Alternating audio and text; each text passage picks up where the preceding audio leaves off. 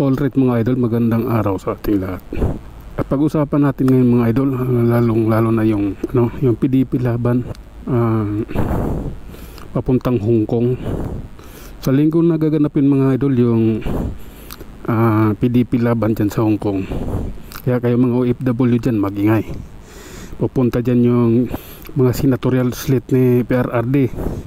At si PRRD mismo kasama dyan. Kaya kayo, handa kayo dyan ha. Alam ko Sabado andyan na sila. Kaya sa darating na linggo yun, magaganap na yun. Magkikita-kita kayo nila ni PRRD dyan. Si Banat Bay, sila si Banateros, aalis na yun mamaya bukas ng umaga siguro. Basta Sabado nandiyan na sila. Tapos yung mga senatorial slate, kaya kayo mga nandiyan dyan, kayo nang bahala sa kanila. Abangan nyo na dyan, magtipon-tipon kayo kasi araw naman ng linggo yun. Diba pag araw ng linggo wala naman kayong pasok, kaya mag-ingay kayo dyan. Kayo nang bahala kila PRRD at saka doon sa mga senatorial slate ng PDP laban. Alam ko maraming magpupuntahan dyan. Di ko lang alam kung kasama si Rodante Marcoleta pero sabi buong senatorial slate kasama naman si Rodante Marcoleta doon. Sana nandiyan dyan. Abangan natin yan.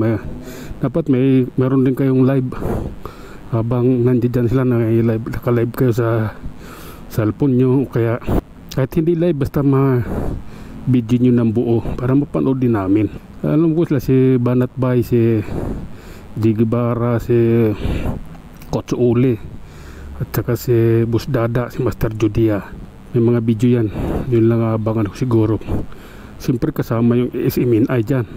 Kasi alam nyo naman, SMNI yung nakasuporta dyan. Kaya sa linggo, kaya nang bahala.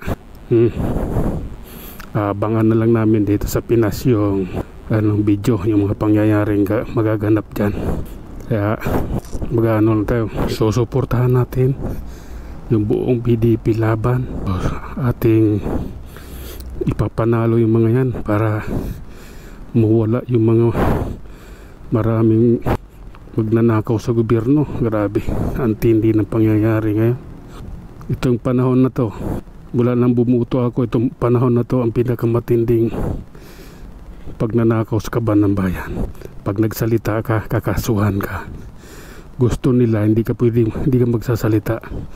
Kahit harap-harapan ka ng ninanakawan, ayaw nilang magsalita ka dahil ayaw nilang malaman ng taong bayan yung pinagagawa nila. Gusto nila sila laging mabango. Yun yung lumalabas sa mainstream media, diba? Sa Channel 7, Channel 5, Channel 2. Ang lumalabas sa balita dyan, mabango lagi sila dahil bayad yung mga yun Sa mga vloggers, yun yung nagsasabi ng katotohanan. Kaya gusto nilang kasuhan, tinatakot nila dahil ayaw nilang malaman ng iba tao yung katotohanan. Kaya kayo dyan, abang-abang na lang kayo ha. Mag-aabang din kami dito sa Pinas siyempre. Suportado namin yung mga yan. Kaya maghihintay lang din kami sa darating na linggo.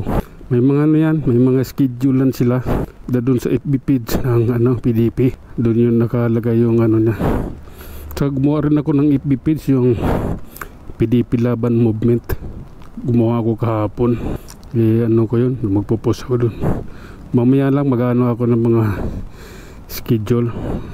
Kailan yung mga schedule ng mga nila sorties ng PDP nila ni PRRD, para mayroon din tayong mayroon din kayong makakalkal o makikita doon sa FB page ng mga lugar kung saan pwedeng makita sa inyo, pwedeng makipagkita kung saan sa anong oras, kung anong araw. Okay, hanggang dito na lang mga idol. Abangan namin ang Hong Kong.